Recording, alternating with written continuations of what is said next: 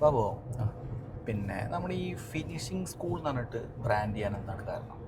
Finishing school focus ചെയ്യുന്നത് academic ലേണിങ്ങും അതേപോലെ job റിക്വയർമെൻറ്റും തമ്മിലുള്ള ഒരു ഗ്യാപ്പ് ഉണ്ട്.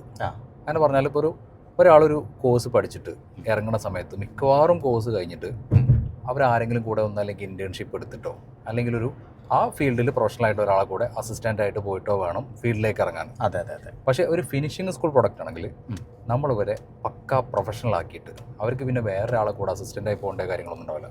ഇവരൊരു ഫിനിഷ്ഡ് പ്രൊഡക്റ്റ് ആക്കിയിട്ടാണ് നമ്മൾ ഇറക്കുക. ഓക്കെ. അപ്പോൾ ഒരു റിയൽ വേൾഡ് ഇൻട്രസ്റ്റ് ട്രെയിനിങ് ലെവലിലുള്ള കാര്യമാണ് നമ്മൾ ചെയ്തുകൊണ്ടിരിക്കുന്നത്. അതായത് ഒരു ക്ലാസ് റൂം ടീച്ചിങ്ങിനപ്പുറം നമ്മൾ practical skills, mentorship, soft skills, marketing, business എല്ലാം കൂടെ ഒരൊറ്റ സ്ഥലത്ത്, അതായത് ഓൾ ഇൻ വൺ ട്രെയിനിങ് കൊടുത്തിട്ടാണ് നമ്മളെ സ്റ്റുഡൻസിനെ ഫീൽഡിലേക്ക് ഇറക്കുക. ഇതാണ് ഫിനിഷിംഗ് സ്കൂൾ. ഇതാണ് നമ്മൾ ഉദ്ദേശിക്കുന്നത്. ഓക്കെ. അപ്പോൾ ഇതാണ് മീഡിയ മാസ്റ്ററി.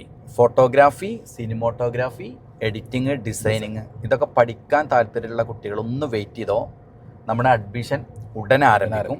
അതിൻ്റെ എല്ലാ കാര്യങ്ങളും നമ്മുടെ മീഡിയ മാസ്റ്ററിയുടെ ഇൻസ്റ്റാഗ്രാമിൻ്റെ പേജിൽ അപ്ഡേറ്റ് ചെയ്യും. അപ്പോൾ ജസ്റ്റ് ഒന്ന് ഫോളോ ചെയ്ത് വെച്ചോ. ബാക്കിയുള്ള കാര്യങ്ങൾ നിങ്ങളെ അറിയിക്കാം. കൂടെ കൂടുന്ന ആളുകളൊക്കെ പെട്ടെന്ന് കൂടെ കൂടിക്കോ. Okay, by.